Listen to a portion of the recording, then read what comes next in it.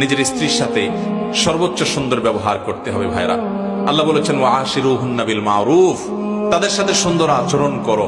আমাদের অনেক ভাইরা আছেন বাহিরে অনেক ভালো, কাস্টমারের সাথে ভালো, ক্লায়েন্টের সাথে ভালো, পরিচিত অপরিচিত মানুষের সাথে ভালো, কিন্তু নিজের স্ত্রীর সাথে যাহা তা আচরণ, বদরাগ আছে না নাই? বেচারের উপরে যত রকমের টর্চার, অবিচার, গালমন্দ, বাজে কথা ঘরে ঘরে। অনেক লোক আছে বাহিরে অনেক সভ্য ভদ্র, ওনাকে মানুষ অনেক ভালো জানে, কিন্তু ওনার বউ জানে ওনার চরিত্রের হাল কি, ঠিক কিনা? এই জন্য নবী করিম সাল্লাল্লাহু আলাইহি ওয়াসাল্লাম বলেছেন যে খায়রুকুম খায়রুকুম লিআহলি ওয়া আনা খায়রুকুম লিআহলি। তিনি বলেছেন তোমাদের মধ্যে সবচেয়ে ভালো মানুষ কে? এই মাহফিলের মধ্যে সবচেয়ে ভালো মানুষ কে?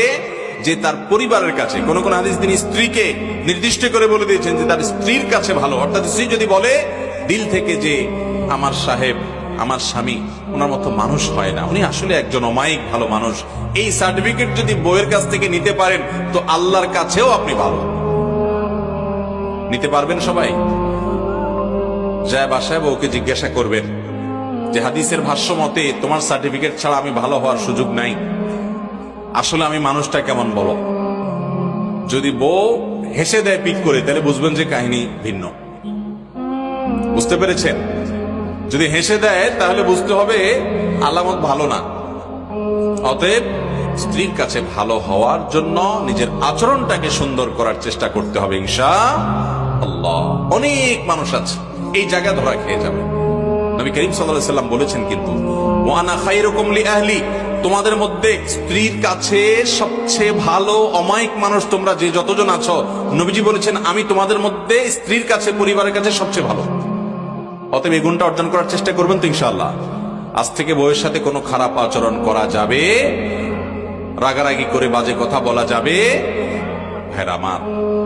এই জিনিসটা আমরা অনেকে আমাদের অধিকার মনে করি যে আমার বিবাহিত স্ত্রী, অতএব তার সাথে রাগ না করলে আর কার সাথে করবো। দুনিয়ার সবচেয়ে বেশি দুরাচরণ তার সাথে করা হয়, অথচ বেশি আচরণ মা বাবার পর সবচেয়ে ভালো আচরণ পাওয়ার হকদার হলো আপনার স্ত্রী, ঠিক না ঠিক? অতএব আমরা আমাদের স্ত্রী তাদের সাথে সদাচরণ করবো। আমাদের বোনরা যারা শুনছেন আপনাদেরও বলছি, আপনারা আপনাদের স্বামীর সাথে সদাচরণ করবেন। এই হাদিস শুনে শুধুমাত্র পুরুষদেরকে ধরবেন না যে হুজুর বলছে আমার সাথে সদাচরণ করতে, আর আপনি নিজে উল্টাপাল্টা করবেন, তা হবে না। স্বামী হয়ে যদি উনি সদাচরণ করতে হয় তাহলে আপনার কর্তব্য আরো কত বেশি। আল্লাহ তাআলা আমাদের সবাইকে এই উন্নত আখলাক এবং চরিত্র এটা অর্জন করার তৌফিক দান করুন। চেষ্টা করবো তো ইনশাআল্লাহ।